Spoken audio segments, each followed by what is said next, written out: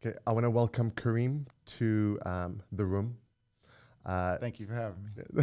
Thank you for coming. CEO of Madouk clothing, Yes, that is premium brand. yes. There's a long path to get to where you are or where you are today. So Absolutely. you began Madouk clothing back in 2018. Yes, that is correct. Madouk Clothing Company was started or formulated, I should say, based on the word Maduk. The word Maduk means to be toughened or strengthened by life, experienced, which I pretty much have a lot of.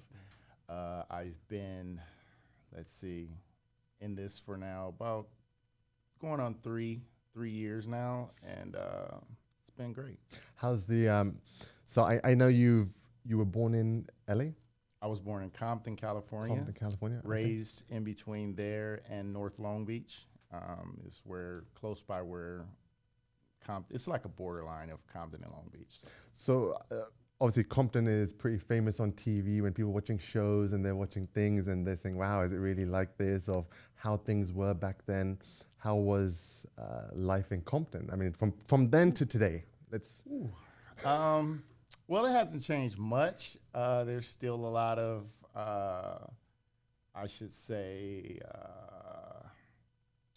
how should I put it? I don't know. I'm trying to Trying not to scare me. not to scare you about, but honestly, there's still a lot of violence, a lot of, not as much as it was when I was coming up, but there's still a lot. The drugs and, gangs and stuff like that are still pretty predominant over that way. But Would you say it's less than what it was back 15 years ago? I mean, has it at least improved? Like something's improved? It has improved as they came through and started to gentrify most of Compton. They have, a lot of the other ethnicities are starting to move back. Wow. That way over the past 15 years versus 40 years ago. I'll be 42 this year, so yeah, it's been a while. So like Compton being a little rougher than the normal neighborhood versus where we are right now. Right. How come, like, if it's rough, like, why can people just don't get up and leave? Like, I've always wondered that, like, why everyone's staying? Like, it's bad, and you see on TV, and obviously I'm an outsider looking in. Right. Well, I think more so individuals choose not to leave Compton because of certain family members, the resources, the opportunities. Maybe greater if you go to, say, a state like Texas or something like that. But for someone that's been living in California all their life and is not really, doesn't have that Southern hospitality type of, values about themselves, wouldn't, probably think that they wouldn't do too well moving out of the neighborhoods that they, reside in over these years. So, obviously you're in a different position in your life now, but what was normal life for you growing up? Well, honestly, I had a rough childhood. I was brought up single mom. My dad died when I was about 6 years old. And so I grew up in the 80s. I was born in 79. And I was growing up at a time where there was a crack epidemic. Right. And so I'm sure we're all aware of, crack cocaine and how it affected black communities, and mines in particular was nothing different from you see in Philadelphia with, the things that they have going on out there. Like Kensington Street, right? Yeah, so growing up in Compton was pretty rough. It toughened me, made me live a life that was faster than I would want to grow up. It made me a man before I was a man, actually. You learn things, you see too much, and so sometimes you adapt that mentality, you adapt that struggle. It makes you hard in a sense, so it's up to, it takes a certain type of individual to overcome it, So this is like when you're, like everything that's happening in your life as adolescence, this is pushing you now into the next phase of who you're about to be, and you've got a path of righteousness, and you've got a path of fear me. So that's really like the key thing. It's we didn't have a lot of role models. Obviously, without having an absent dad, you're missing that love, that nurture, that affection that's genuinely coming from someone that unconditional love, you know, and so you turn to the older guys that you see in the neighborhood. You turn to the guy that's on the corner buying snacks for everybody when the ice cream truck comes and stuff like that. He's popular guy, right? Yeah. But as you grow older, you understand that this guy is really, he's giving back to the community, but he's also taking something away from the community because the money that he's using to buy the ice cream is, probably came from your mom because she was, in her addiction at that time, So, and when you come to understand that, it helps you to develop into the person that you're going to be down the road, starting here, trying to finish here. It's a tough road. It's a tough road. Tough road. Yes, it's interesting, like seeing that in England, like what you're saying right now about where the money comes from. I saw this in England. England's not as bad as America, Compton. Right. Forget anywhere else. Yeah. But it was different, and I would see the addiction part playing a part of it, where I would see grown men coming with their 5-year-old kid and smoking up in the bathroom while the kid was outside, or people being paranoid and putting everything in front of the door and say, hey, do you hear something? Do you hear something? And ready to jump out the window. So I'd seen this, and it was freaking me out when I was 15 years old and I was seeing this, not understanding. So obviously you're now in this lifestyle, or seeing this lifestyle around you in the neighborhood, from the guy who buys the ice cream. Right. So how do you navigate this? Where do you go next? Like what's your next course of action with this? Well, I moved out of Compton when I was about 9-10 years old, maybe. We moved to North Long Beach, California, and upon moving out of Compton and moving into Long Beach, I kind of immediately noticed the change in, not so much a big change, but there was change. There was a difference from the way the individuals conducted themselves in that general area versus from the Compton area. So how would you explain that? So like, what were they doing differently? Like, there was just a different mentality as far as the gangs and stuff like that. Of course, there's gangs in Long Beach as well.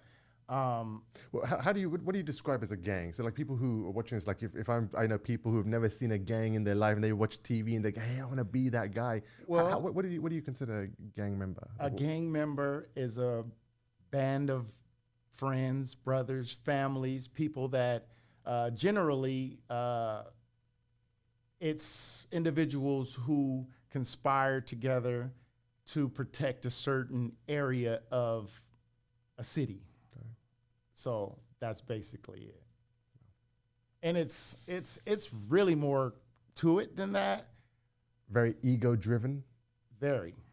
Ego, is would you say, what's the driving thing in this? Is it ego? Is it money? Is it power? What do they want? Money, the power, the fame. A lot of gangs, the bigger you are, the more people know you. You're known worldwide. We're not talking about the government, right? No. Sounds similar. Yeah, similar, right. But no, yeah, it's definitely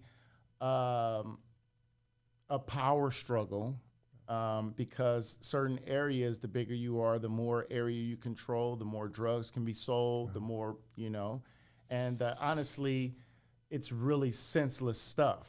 And that I wish I had known growing up, because I wouldn't so much have, I didn't idolize it, but I wanted to be that guy on the corner. I wanted to be the guy buying the ice cream for all the kids in the neighborhood, driving in a nice car, doing all that. But I had to come to an understanding within myself, how did they get there? Where are they now? And at that point in life, being young, growing up, you don't really think about that stuff until you're faced with certain situations that are not so easy to get out of, you know? I can believe it. Oh, it's tough. Yes, yes. Very much so. Okay, so you're navigating this path. You get out of you get into Northern Long Beach. Mm-hmm. You obviously you have acquaintances and stuff still back in the neighborhood. Oh yeah, absolutely. And so you're visiting. You're going back and forth. Where's life taking you? Life is taking me, once I moved to North Long Beach, to the streets, because I took the knowledge and everything that I've saw and witnessed and, you know, experienced from the childhood in Compton. Now I'm taking it to Long Beach. Wow. And so with that mentality and a surrounding of friends that I play sports with, go to school with, play up the street, run football, that sort of stuff, you band together. And so now there's 5, there's 10, there's 15 kids on the block. So now you got a gang. So you create one. It's just so it's sort of like you create one, or you're either joining the next one and you're bringing all of these membership individuals with you. It's like, you know, so it's not much opportunity growing up in the 90s, man. Yeah. You know, to be honest with you, the resources were limited. Drugs were still very prevalent in the areas, and the 90s was a really rough time. Wow. It's a good time, I would think, you know, but now that I look back at it, it's like I lost so many friends, you know, from going to prison and never coming home again to being shot dead in the streets. And that's the reality of it, you know. So with this, obviously, this is still taking you back on that journey that you're going, and it's, you're living for the moment, right? Like you live for the moment, not thinking about what's happening, who cares. No repercussions. We live forever. That's it. What's anyone going to do, right? Right. So this is progressing. When do you start? Are you still going on that path of trying to figure out who you are? Are you still trying to figure out, is this right or wrong? Are you trying to say, hey, I want to start a business one day? I mean, is this even in your mind at this point? At this point, no. I'm not thinking about finishing school. I'm not thinking about anything but a fast dollar at this time, because I'm already thinking about, I've already had seen too much, you know? So now it's trying to establish where I want to go and how I want to do it. That's like in the back of my mind right now, you know? I would say the change came about not until 2001. 2001 took me to a different place based on the person that was brought into my life, meaning my wife. I met my wife when she was, well, I guess we were both in our early 20s. And she changed my life in a sense that she showed me something that my mom was absent in, because my mom was addicted to cocaine for a long time.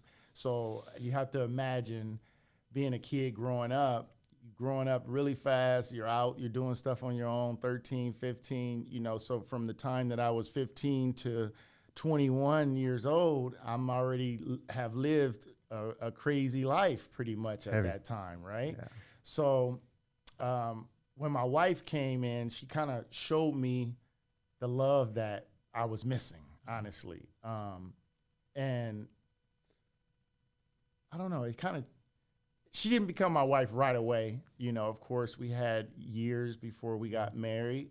But when we did get married, that part of my life, she pulled me away from, you know, and I didn't have nobody to really tell me, like, hey, what are you doing? Why are you doing this? Well, how are you? And it didn't really register with me because I thought it was so normal to live like that, to do these things. And she's like, that's not how that's not how you should be doing it, you know. And you trusted what she was saying, because obviously at that point you're becoming a man man who knows now. everything, Yeah, and now. get out of my way. Right. I know this side of it, but I don't know this other side in this other world that she's, because I'm so trapped in this, you know, this bubble. Yeah. You know, I'm trapped in this bubble here, and she's trying to show me things that I've never seen before, you know. In the Black community, you don't go to the doctor a lot. People don't go to doctors, and you know, they're just have this phobia about, and they just don't get regularly checked and stuff like that. But my wife showed me a lot about making sure you're healthy. You know, that's most important, because if you're not healthy, you're not gonna be here. Yeah, you got nothing. Yeah. So yeah, it was really coming into my 2000 years was a better time for me, and that was at that point I started to realize that where I'm starting at, or where I started at, doesn't mean that's where I gotta finish. This is building up like your drive to today of who you are, and like as you explained to me, like I can see that you're building up a guy who can go through anything. Like it's, that's what's saying, because now you say, okay, well, this challenge is coming. Right. This is not a bigger challenge than what I did. There was a mountain when I was 14. Obstacles. And now this is a mountain, but You've overcome it already. Yeah. So now it should be on the downhill, right? And it kind of seems like that. You know, it's kind of late for it to be taking place, but I'm glad that it's doing it now versus, 10 years from now, right. You know? So it prolonged a little bit because I had to experience a lot of things. And then that's a lot of things with life. You just have to experience them before, you know, you get to where you want to go. Sometimes they're bad experiences. Sometimes they're good experiences. But I can say that the bad experiences help you to where you're trying to go. Yeah. Because, you know, you run across individuals that try and pull the wool over your eyes. You're like, hey, no, they used to do that back in the day when I was 9, 10, 11 years old. That stuff still works, you know? It's like, no, don't try that on me. So now, fast forward to right now, my son, Khalil, I have a kid, and he's totally opposite. And it's all about where the geographic makeup of where you live, where you reside, where you go to school, that sort of thing, right? Yes. So we decided, my wife worked here in Cerritos, we're going to send Khalil to Cerritos School District on one of these permits. He's going to get out of Long Beach. We're not sending him to any of those schools. Sometimes I wish I did, because he's so green and naive to a lot of things that, you know, that you should be more, you know, hip to. Yeah, it's like, I see people who say, hey, I want to put my kids in private school. Right. And they put the kids in private school, and their kids have no world knowledge. Right. Because I know that our sons are friends. And my son Joel, he's a good kid. Right. I wish he was a little more rougher. Yeah, no, that's same here. I'm like, is that my son in there talking? Like, no, that back can't in the be day, him. that's not how we did it. Yeah, no, it's not him. But and then what comes along with that, why I'm saying that, what I'm getting at is sometimes we have this stigma of, you know, black kids supposing to sound a certain way. They're supposed to be behaving a certain way. They're supposed to walk with, you know, and automatically you get, you know, kids in the neighborhood still, and they come together at a kid's birthday party or something, and they see him and they're like, hey, I was like, oh, Khalil, you sound white, like, you know, and it's like, because he's proper. Yeah. You know, he didn't go to school in the neighborhoods where I went to school. So they're automatically assuming, oh, that's his dad. He's supposed to, you know, be like his dad, or, you know. I get it. But I wanted it to be totally different than what, you know, the experiences I had. So I kept him so far away from that, you know, lifestyle that now he's just out of touch with it. He's like, what's that? You know? And it kind of was a shock to me at first, but then I have to think about that this is what we wanted. Yes. You know, this me and my That's wife, exactly right. we want this, you know. But now that he's 13 and he's getting older, I'm trying to show him like, hey, some of these things you should know and you have to know now Yes. because people, they'll take advantage of you. Exactly right. You Because know? there's a lot more guys in the world who are coming to get you or trying to take money from you or trying to manipulate you. And Absolutely. they're not always your friend, and they may Yeah. give you the nicest smile in And the they world. don't know. Yeah, it's just but right in your pocket. There you go. Right in your pocket. 2 hands in your pockets. Yeah, absolutely. No, I've seen that. I think it makes a difference. It does make a difference of the environment you're around. Right. I think it does. It's funny. People won't realize that the surrounding changes you, and you become the surroundings. Right. It's funny because when I was in England, and obviously life was very different over there, and my school was, I think there was 3 brown guys in the school. I was one of 3. Right. And I remember that they go, hey, so all white people in school, and they go, hey, where's the black guy? So I'm looking around, I say, oh, we got a new guy? Yeah. But no, they were talking to me. But it was weird. It's just Right. the dynamic of what people are thinking Right. and who they are and their households. I mean, it was a wealthy neighborhood, wealthy people in that area. Right. And it was very hard to relate to them. You know, everyone's saying, oh, what do they need? You know, everyone's trying to go for drugs, trying to buy drugs, drinking, because that was the cool thing. Right. And they tried to get into that cool thing because it feels right, because everybody's doing it. Yeah. So it's just normal. It's just normal. normalizes Yeah, it. it does. And I'm thinking, wow, these are wealthy kids. And I'm thinking, Right. like, that's all they want to do. And they're dragging They everyone want to into be total opposite of what their parents were. Parents were. And Yeah. I see that. It's the oddest thing seeing that. Yeah. So growing up, like, I was a bartender at like 15, 16. Right. And I was a tall guy, so everyone thought I was old. It's like I was in like there. But I saw everyone drinking heavy and smoking outside and doing drugs, and it kept me away from it. Right. 'Cause You wanted to be the total opposite of what you. Yeah, I wanted to be sharp in the room. I wanted to know Right. what's going on. Right, And when we right. enjoy life, like we see life, and I say, how do I enjoy it being clear Right. versus how do I enjoy it being dulled down? Dulled down. Exactly. Yeah, but it's like what people are looking for. So Yeah, and I can definitely relate with that because I've battled with alcohol addiction in my life, and now that I haven't been drinking in years, it's like it's like another life. I was so wrapped up in it. It's like being over there and growing up the way I did. It allowed me to have an addictive personality. Because it's everything you see, it's your environment, and it took me a long time to understand that the life that I was leading to, or the life that I was living, wasn't leading where I was trying to go. yeah. So when I figured that out, it's like Where were you trying to go? What were you trying to hit? What did you want? What did you want? I wanted to own companies, which I did. I started companies, but they were always failing, and I couldn't figure out why. And it's like, But was it the money that you were trying to go? I want to just have this fancy car. I want to create jobs.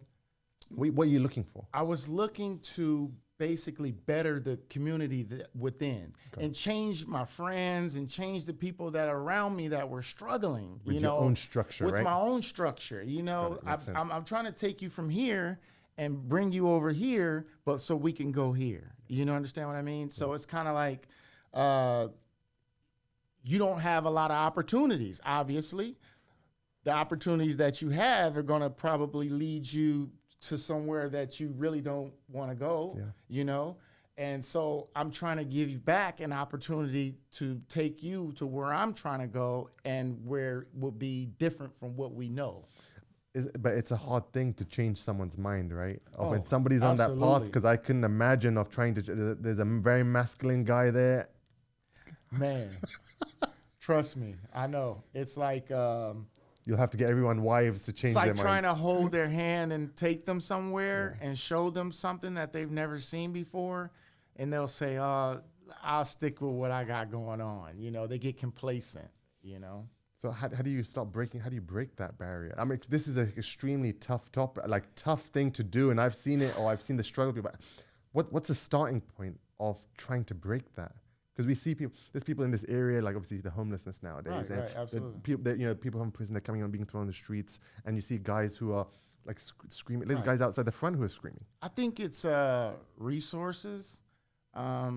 With all of the government stuff and, state, and I think that something needs to be put in place as far as just better resources, because there's very limited resources.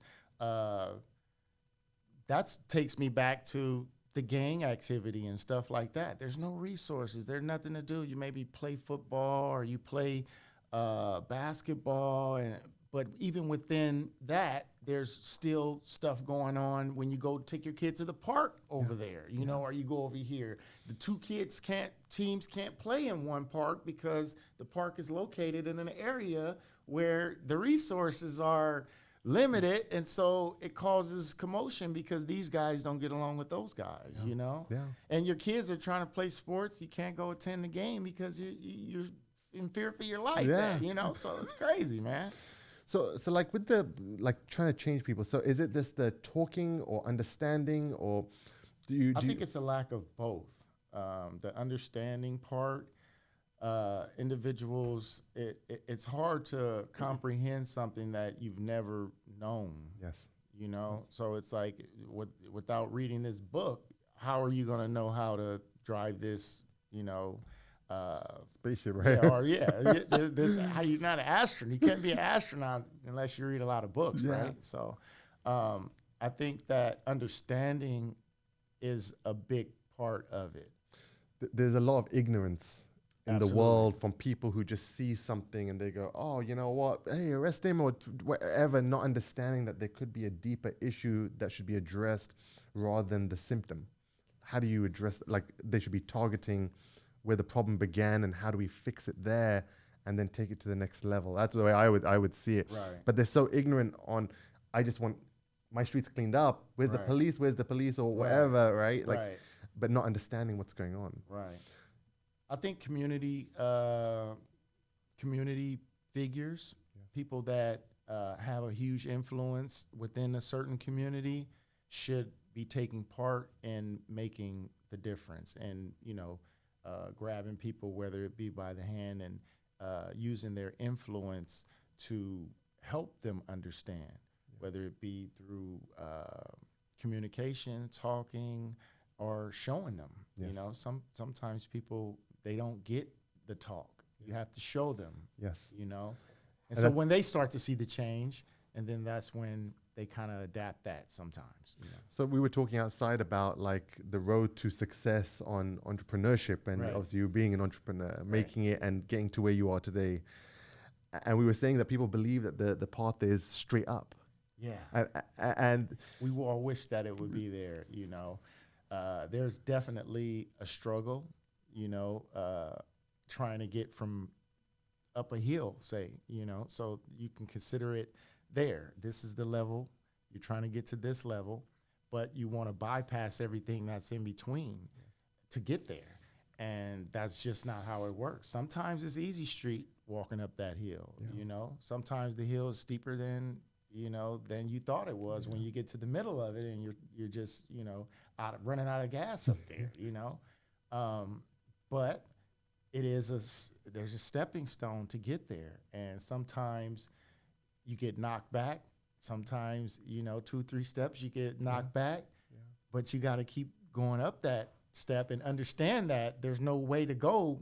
There's no way around to go up, an easier path. It's, you take the rough bruises that you get and the back steps and everything, you put it all together and you keep going. You have to, because there's no other way. You go up the hill, you fall down, you break 2 legs, you're crawling back up the hill, Absolutely. trying to make it. But it's the lessons you learn along the way that make you who you are today. Exactly. And that's, I think people just want to get to the end of this story, and it's we have to... All the stuff that happens in between. It's like starting to read a book, and you got through the first 10 pages, and then you want to skip everything to find out what happens at the end of the book. But so many other things happen in between there that, you could have taken in, the learning, the learning and the knowledge of what happened that led up to this. What led to this point right here? Okay, we know this happened in the beginning. This happened at the end, but what happened into this, how did it end up here? How did they end like this? So that's the part. That's it. It's really, for me personally, I think it's the experience of everything that propels you there. Yes. Because you've seen this. You've seen so much back there, down there, but trying to get right there is where you know, essentially that's where you're trying to be. That's being in the middle, doing all the experiencing, and, you know, that's where the real struggle is. Yes. So where does your company idea come? Where does the clothing brand come from? When did you decide, hey, I want to do clothing? Where does this initiate from? Well, I do graphic design. So I was doing graphic design for, I don't know, for the past 10 years. I've just, you know, freelancing. I ran a company, Blueprint Media, and we used to do different prints, business cards, flyers, banners, brochures, that sort of thing. And of course, that was before they made, what's that company they got now that takes everybody's business? Vistaprint. Vistaprint. This was before Vistaprint. So I ended up starting a fashion company because the stores and stuff I used to go to, the clothes didn't fit the way that I wanted to, and I just kind of felt like I could start my own brand, right? So I came up with this character. Well, actually, the name was derived from an Instagram post I saw or something, and it said something about being tough and their strength in my life. And so I started looking for words and stuff that kind of compiled or, you know, sounded similar to it. And resembled you, and right? Resembled what I was looking for. Yeah. And I ran across the word Madouk. And Maduk is an Arabic word. It means to be experienced or toughened by life. And so I took this idea of what the meaning of it was, and I created this character. So the character, Maduk, he symbolizes the struggle. He symbolizes experience of things that we all go through in life. And he has these little pins in him. Everybody kind of considers him like a pin doll or a voodoo doll or something like that. But it's totally the opposite. This guy has been through hell and hot water, you know, and to get where he's trying to go, but he's still not there. But he's still trying to get there.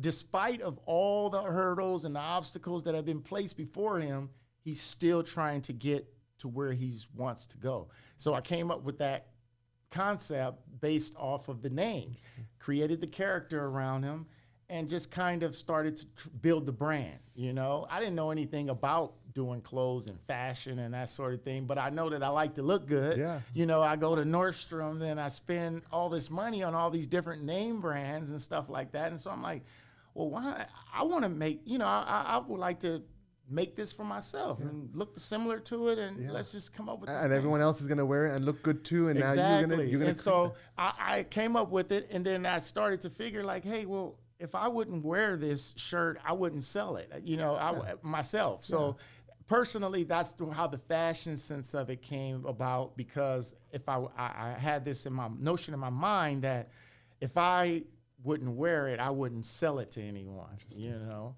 So everything that you would see me wear over the past year or two has all been my, you know, my clothing, you know? So everywhere you go, it's like, hey, where did you get that? How did you get this? So my ultimate goal now is to put it in front of everybody in that Nordstrom store or in that Zoomies where I used to buy the hat or that sort of stuff. But yeah, it's like it's. I looked at the image that you had. It's funny because I was thinking, okay, yeah, it's a voodoo, but I never felt the story until you just told me this story. Right. And actually, I understand it now. I didn't understand it before, and we're going to post the image So all this correlates with each other. Yeah, you know it's amazing. Actually, I didn't realize that, and there's such a deep story behind the image, and I did not know that. Yeah. And we're going to post a picture so that everyone gets to see what it is. Right, what it actually is. Yeah, because it's a cool picture. It's a cool image. Right. So you have this idea of getting the business going. You were doing the printing. Right. The clothing comes out. Your life is taking a different path now. I mean, you've now going on a direction of this is the right path. You could have gone this way. I Yes, say, hey, yes, own the streets. I'm growing. I've grown a lot over the years, and at this point, I'm trying to still better myself. You know, be a better individual. Growing through these phases that I went through in life, it made me a strong person, man. It's like it's hard to bring me down because I've experienced so much. It's not as bad as what it once was. It's not as bad as it once was. So right now, it's like if that didn't break me, then I kind of it's going to take a whole lot to get me from off this phase I'm on right now. And I'm at the phase where I'm trying to help people and give back, and still it's coming back around to resources and stuff like that. The more resources that are allocated to me, then I can share with someone else that needs that lending ear. Me telling them, hey, come on, let's go do this, versus what these guys on the corner are trying to tell you to do. You know what I mean? So right now, when you want to help the world and you want to do this, where are you going right now? What are you trying to? So you want to create a location for bettering people. What's your direction in doing this? I know you're involved in this. What do you mean? I'm sorry. So like when you're trying to, whether it's take people streets, get them away from drugs. I know that the drug and mental illness is a big important thing for you. Absolutely. So how are you directing your energy right now into this? Right now, I work with residential and drug treatment facilities. I'm sure in California, this very popular way or method of treatment. It's not like mandated by court or anything like that. And what we do is we have individuals that are on various addiction problems, basically, and they're trying to overcome them. So they go into these residential treatment facilities and they gain knowledge of where they are within their recovery. Some of them are in denial. Some of them need detox care. Some of them need residential treatment levels of care, intensive outpatients. They have different levels of care that these individuals come in. So at this point, I am trying to help these individuals overcome these obstacles, basically through drug treatment. So they have like individual therapy sessions with marriage and family therapist counselors and drug addiction counselors and that sort of thing. And it's like funded by their insurance pretty much, like Blue Cross, United Healthcare, all this. They pay for this treatment. It's nothing mandated by court. So they kind of have to want to do it. A lot of times individuals don't want to come out of that addiction when they're in it, Do you think that there's some fear in them that they're going to be judged, because everybody feels like I'm going to be judged, and it's like you try to bring them in by being non-judgmental, like it's okay, you are where you are and we're going to help you get better? Right. Well, yes, because they're family members. It all boils down to family and that structure. Danny's always had this problem. It's been going on too long. You need to get into some type of a treatment. So the individual, or it could be the husband or, the wife that needs to go into treatment. Either or, be it the person, the individual needs some type of help, but they have this stigma about being helped. Everybody thinks they have it or they got control of it until they just don't anymore, And so our job basically is to make them feel as comfortable as possible within treatment, doing it for themselves. Because if you don't want to do it for yourself, then you're not going to do it for anybody else, Yeah, that's right. You have to want it. So like with people like myself being more ignorant to the topic, when we see something like this, how are we supposed to? How should society act to this? How do we reach out or help, or how do we do anything? And that's depending on who the individual is. Are you referring to your friend or a family member? Yeah, just like people who are watching. Like if they see this and they say, okay, I've got someone who's going through something like this, and do I just keep saying, hey, tough it out, man, like tough it out? Because that's why you would think that, hey, just get over it. Yeah, I would basically ask them to seek some type of, treatment, basically, because mental health is a huge problem in the world right now, as well as addiction and drug addiction. But they go hand in hand. So it's kind of like Johnny has a problem with, he's been having mental problems all of his life, but they never seek help for him. So now Johnny's developed this drinking problem or this drug addiction based on the mental health issues that he had all of his life, right? So if you don't get help for the mental health and now you developed this drug addiction, now you've got two problems. It's mental health and mental health and substance abuse. They both go hand in hand. It's like you see, it's called dual diagnosis pretty much. So you have one individual that may have a drug problem, but the drug problem also stemmed from previous trauma that, childhood experiences, that sort of stuff. So you never really categorize it as mental health when you're a kid and you're seeing people do drugs at 8, 9, years old. And so it doesn't register as you're actually having some type of mental health issue, So then from that, you develop a drug habit to numb from the thoughts and the things that you've seen over the time and the traumas that you've experienced, And so now it's just important to get people to seek some type of help, even if they think that it's just substance abuse. Mental health issues, because later on down the line, it turns into substance abuse. They say it's like 1 in 5 people have mental health issues and don't even know it. Yeah. And they're saying it's like 1 in 10 children end up getting having issues as well, and not realize. No, relationship problems. It could be not even drug addiction. If you have some type of mental health issue, later on down the line, could lead to bulimia. You could, not want to eat right. You could, it could turn into a lot of different issues if you don't address the mental health issue. And mental health issue turns into another issue. They said there's a holistic part of this too, where your brain, as we have these mental health issues, also physically damages the body. And what you're saying right now is the spiritual part coming out. Absolutely. It's it's very challenging. It's a very challenging thing.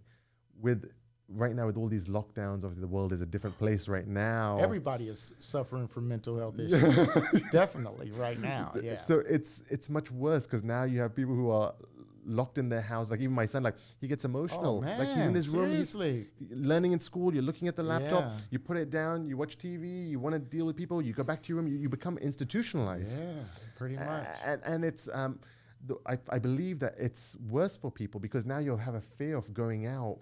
And now you find it difficult to interact. You don't feel comfortable. You don't interact. That's the thing right now. So we're all experiencing some form of mental health issues. We're in a mental health crisis right now with this pandemic. You can't, I left my mask in the car. I can't go in the store. What do you mean? I left my mask at home. Well, we can't. You can buy one from it. It's kind of, it frustrates people, So I definitely think that right now with mental health and this pandemic, we're going to see an upsurge in cases of people that are just now realizing that they've had mental health issues all along. Yes. This is just brought about a different way, and the same thing with Khalil. It's like he has nothing to do. I'm like, well, my wife's telling me he didn't do some assignment or something, and so he couldn't play a game or do something. And I'm like, this kid doesn't have anything to do at all day for the past year. He's missed a whole baseball season. He's played ever since he was 4 years old. He's been playing baseball over here, right? So he missed a whole season, and then now we don't have anything. Amusement parks are closed. He loves to go to amusement parks. They're closed, and there's just nothing to do. We can't travel because that's what we like to do as well. We travel a lot, and we haven't did that in a year. Yeah. So it's really tough, man. Yeah, it is. I have the same problem with my son. Like right now, doesn't go out too much. I have to put him on a bicycle. Let's do 5 laps. Let's do something. Yeah, let's do 5 laps. Same here. I'm thinking of tying weights to him to just make him walk and then just struggle with the weights and come home super tired. But it's hard. And then he comes, well, I'm bored now. You know, tell me, what do I do? I'm bored. Tell me. Right. And it's like, I got to play games. Like the games is the one thing because he thinks he's in the fantasy land. Somewhere. Yeah, he's a soldier. Yeah, he's so he wants to blow up things and do things. And like, it's funny because that's really where his mind goes. And I see the excitement come out in the games. Yeah, no, like he comes alive. Like he's alive with me. Animated. Yeah, it's like, oh, dude, you've been walking around with your head down all day. As soon as we say, oh, go ahead, it's a green light on the game. Now you're just this animated, lively person. Yeah, I get it. Yeah, I see that too. I have the same thing going on in my house. It's a weird world. It's a weird world right now. Yeah, it is. I believe that we're coming out of it, thankfully. Yeah, I would hope that we would get back to some sense of normalcy sooner than later because it's, you know, I'm seeing the economy and things opening up in the sense for some companies and stuff like that, but we're experiencing like crazy shortage on this and shortage on that, and you know, uptick in the prices on the, you know, small things, and it's really like right now with the volume of that's coming, obviously logistics being our business, like right now the volume is so much, there's not enough capacity to unload stuff. No one's getting their products. Right. Everything's sitting at the port. You got 15, 20 ships anchored outside the port. I seen the news yesterday, and I was like, whoa, they got all these ships just posted in the... Yeah. It's ridiculous. And then we can't even return the container. We can't pick it up, can't return it. No appointments, no drivers, no this. There's nothing. May as well just stand there.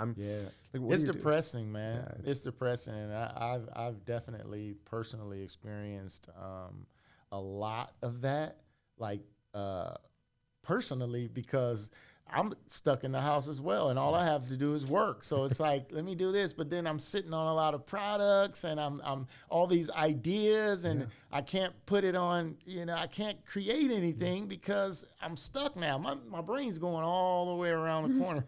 This is ridiculous. Like, oh, I want to do this, I want to do that, but oh, you can't do this because you can't do that. So it's like, so with all the struggles that you've been through to where we are today, it seems very small in comparison to where you are. I mean, for our normal life, because we got to make money, we got to do our thing. But for normal life, I think it's very small to what you've strived through. And I'm very impressed by where you've come from. Actually, I didn't realize how deep this went. Oh, yeah, no, definitely. And it's a little bit, I should say, the time that I've been experiencing trying to get where I am right now, it doesn't seem as bad, you know, trying to get to where I'm going to go. Everything that I've been through right where I am right now is peaches, man. Yeah. You know, it's peaches, and I wouldn't trade it for anything. None of the experiences, because it kind of molded me into this individual that I am today, you know. I'm able to go and sit into a meeting and talk with individuals and, you know, have conversations with them about various things that I wouldn't have been able to do had I not went through all these things, you know. You can be a whole part of the spectrum. You can be the guy who knows how it was in the corner. You can be the guy who's in a boardroom. You can be anywhere on that spectrum. Yes, yes. What are you looking to achieve now? What's next for you? What do you want? I have a few irons in the fire, and I'm just basically trying to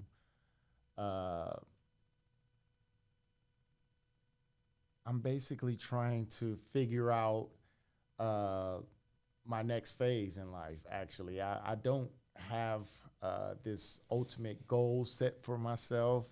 Over the past year during this pandemic, I haven't had a lot of time to reflect on where I want to go and how do I want this all to end, and, you know. Well, back in February, everyone thought the world was ending, right? So we were preparing by buying all the groceries. It's like I forgot everything. It's like, go to the grocery store, grab this, extra make sure foil, you get toilet extra paper, a lot of toilet paper. So I really haven't had a lot of time to, I really have had a lot of time, and that's the problem. It's like you have so much time on your hands, you don't know what to do with it. You don't know what to think anymore. It's crazy, man. This pandemic has really took me to a place I don't even know where I'm going with it at this point. But I do know that over time, things have been rocky for me, like over this past couple of years. So I really haven't had much time to really think about that. Well, I want to thank you very much for your time here and sharing with Absolutely. us. And it's Thanks been for it's having very me. inspiring. And you're one of those guys who can overcome anything, and it's like amazing. And I really love the story. I'm trying, man. I'm trying. Thank you for having me. Thank you very much.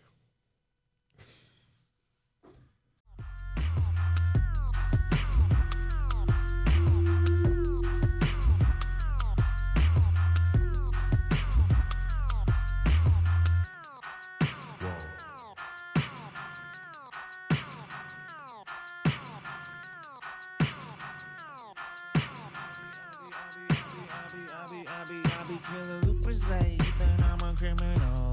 Just an ego chip or nothing, just subliminal. They can call me cocky, but no, I'm original.